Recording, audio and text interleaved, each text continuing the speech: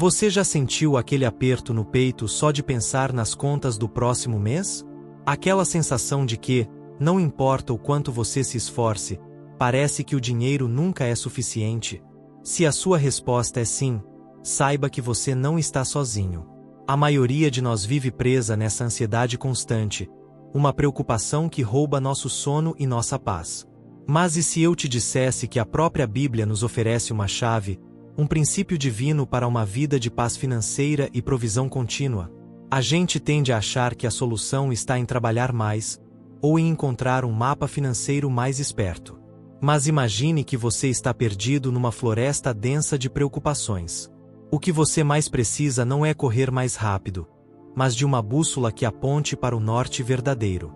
E se essa bússola não apontasse para o seu esforço, mas sim para a sua prioridade? E se o caminho para a tranquilidade financeira fosse, na verdade, uma jornada espiritual guiada por essa bússola? Fique comigo, porque hoje vamos descobrir juntos um princípio poderoso contido em um dos versículos mais importantes de toda a Escritura. Seção 1. A realidade universal da ansiedade financeira. Vamos ser honestos. A ansiedade com dinheiro é uma das coisas mais universais e desgastantes que existem. Não importa a classe social, a idade ou o nível de fé. É como um ruído de estática constante no rádio da nossa mente.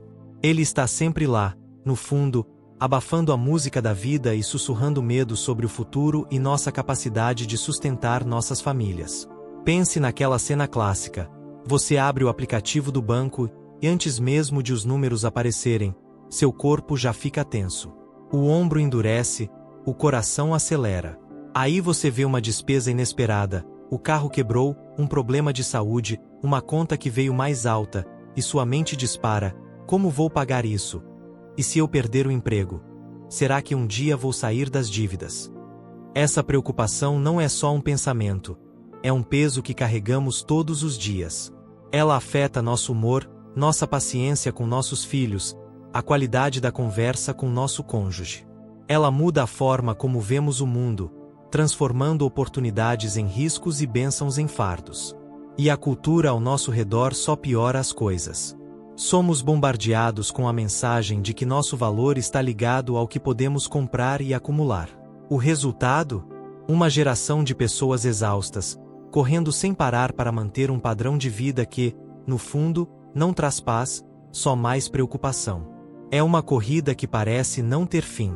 E no meio de tudo isso, muitos de nós nos perguntamos em silêncio: onde é que Deus está nisto tudo?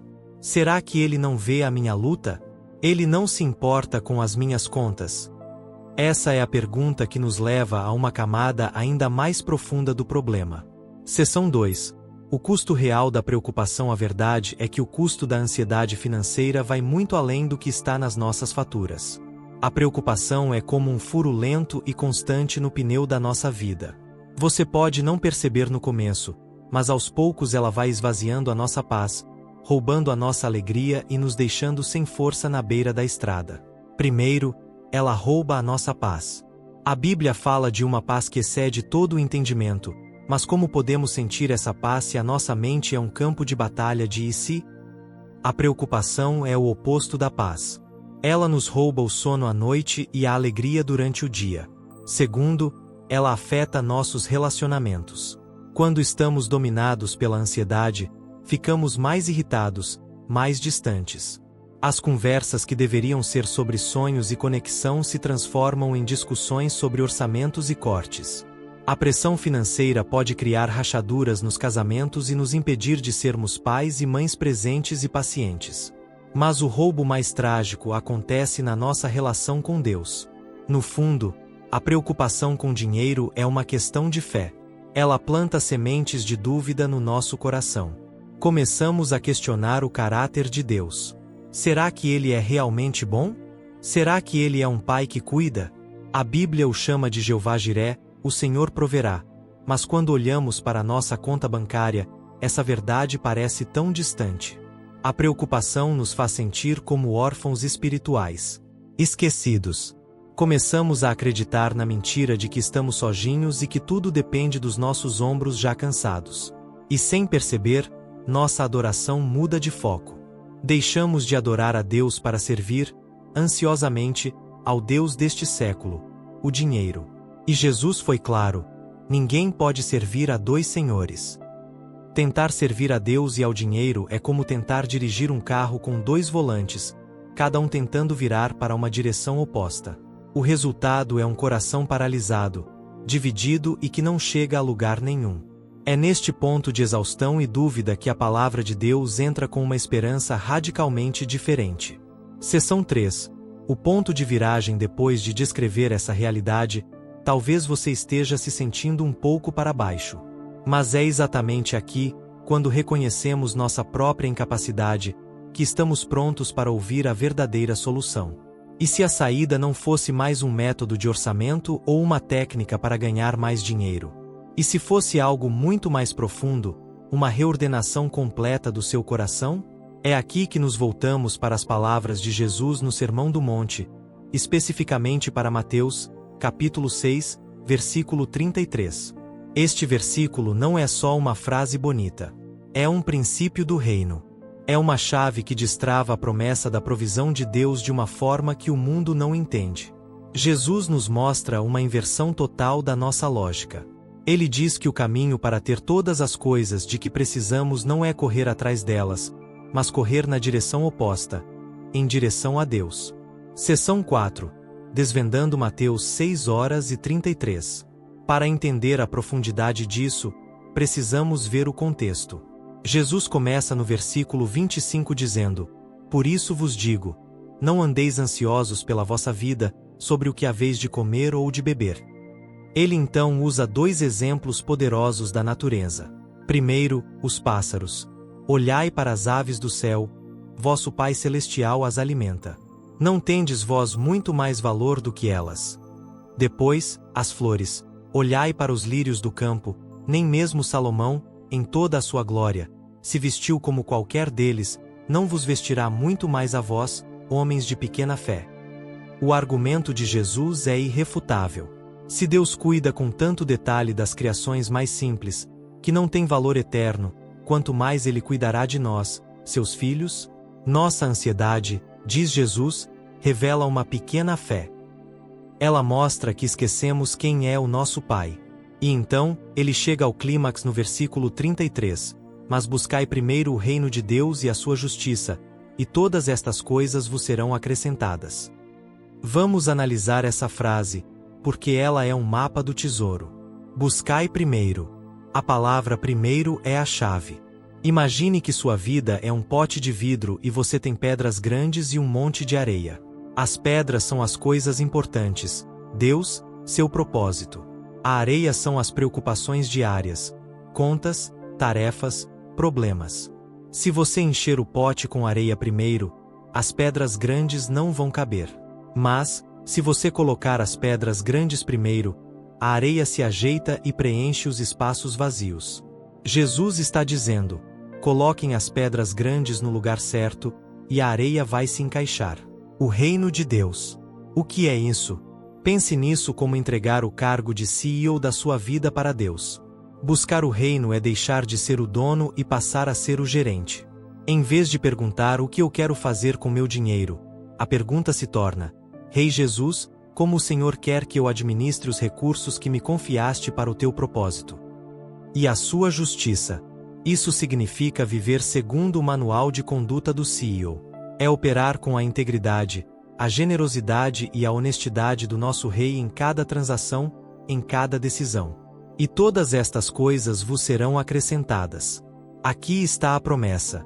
Estas coisas são comida, bebida, roupa, as nossas necessidades.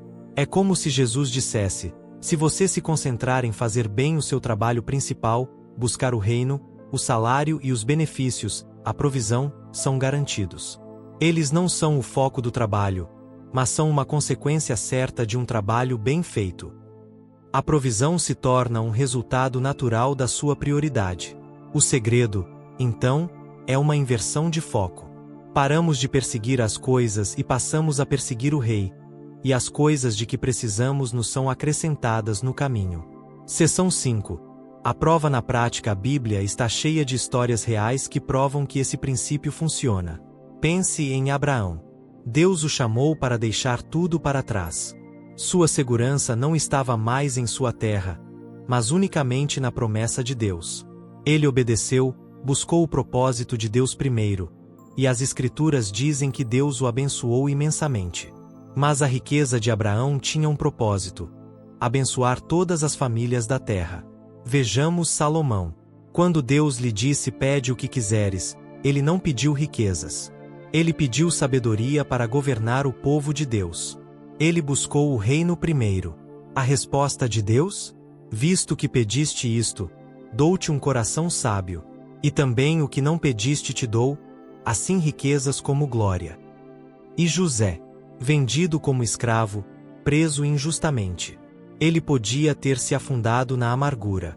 Em vez disso, em cada situação, ele serviu com integridade, buscando a glória de Deus. Quando se tornou governador do Egito, ele não usou sua posição para enriquecer, mas para salvar nações inteiras da fome. Em contraste, temos o jovem rico, um bom homem que, quando desafiado por Jesus a colocar o reino em primeiro lugar, retirou-se triste, porque possuía muitos bens. Suas coisas eram o seu verdadeiro senhor. Ele é o exemplo trágico de quem se agarra tanto às bênçãos que acaba perdendo o abençoador. Seção 6. Como viver isso hoje? Ok, saber o princípio é uma coisa. Viver é outra. Como podemos, na prática, buscar primeiro o reino? 1. Mude a mentalidade. Da preocupação para a confiança ativa. Isso começa por dentro. Pense em si mesmo como segurança na porta da sua mente. Quando um pensamento ansioso sobre dinheiro tenta entrar, você não o deixa passar sem questionar. Você o confronta com a verdade, dizendo em voz alta: Pai, tu vês esta necessidade. Eu escolho buscar o teu reino hoje e confiar que tu cuidarás de mim. Você não nega o problema, mas afirma a autoridade maior do cuidado de Deus sobre ele. 2. Mude a prática, da acumulação para a mordomia. Reconheça que nada do que você tem é realmente seu. Somos como jardineiros cuidando do jardim de Deus. O jardim não é nosso, mas fomos encarregados de cultivá-lo, de fazê-lo florescer para a glória do dono. Isso significa trabalhar com excelência. A preguiça não é espiritual. Cuidamos do jardim com dedicação, como um ato de adoração ao Rei.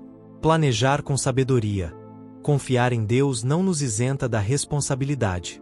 Fazer um orçamento e evitar dívidas é como regar as plantas e tirar as ervas daninhas.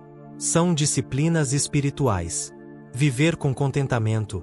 A cultura grita mais. O reino sussurra suficiente. O contentamento nos liberta da obrigação de ter um jardim maior que o do vizinho. 3. Mude radicalmente. Da retenção para a generosidade. Esta é a expressão mais poderosa da nossa fé. O ato de dar é como pegar as melhores sementes da sua colheita, e, em vez de guardá-las, plantá-las de volta no solo. Para o mundo, parece uma perda.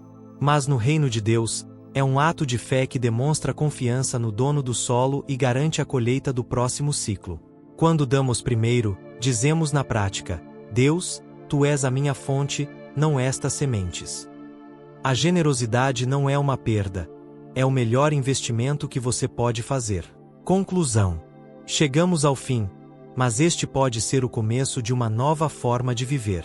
O segredo para nunca lhe faltar nada não é um truque, é uma transformação. É a libertação da tirania da ansiedade e a entrada em um descanso e confiança profundos na fidelidade do nosso Pai. A verdadeira segurança não está no saldo do seu banco, mas no caráter de Deus. Vamos fazer uma oração juntos. Pai amado, obrigado pela Tua palavra que nos liberta. Perdoa-nos por deixar a ansiedade com dinheiro roubar a nossa paz e nos fazer duvidar do Teu cuidado. Hoje, escolhemos buscar primeiro o Teu reino e a Tua justiça. Colocamos-Te como prioridade absoluta em nossas vidas, corações e finanças. Ensina-nos a ser fiéis, diligentes e generosos. Liberta-nos do medo e enche-nos com a Tua paz. Declaramos nossa total confiança em Ti como nosso provedor, nosso Jeová Jiré. Em nome de Jesus, amém. Se esta mensagem tocou seu coração e você está decidindo hoje viver por este princípio, quero te convidar a fazer algo. Escreva nos comentários abaixo: eu confio na provisão de Deus. Que essa seja a sua declaração de fé. E se você conhece alguém que está lutando com essa ansiedade, compartilhe este vídeo. Vamos espalhar esta verdade libertadora.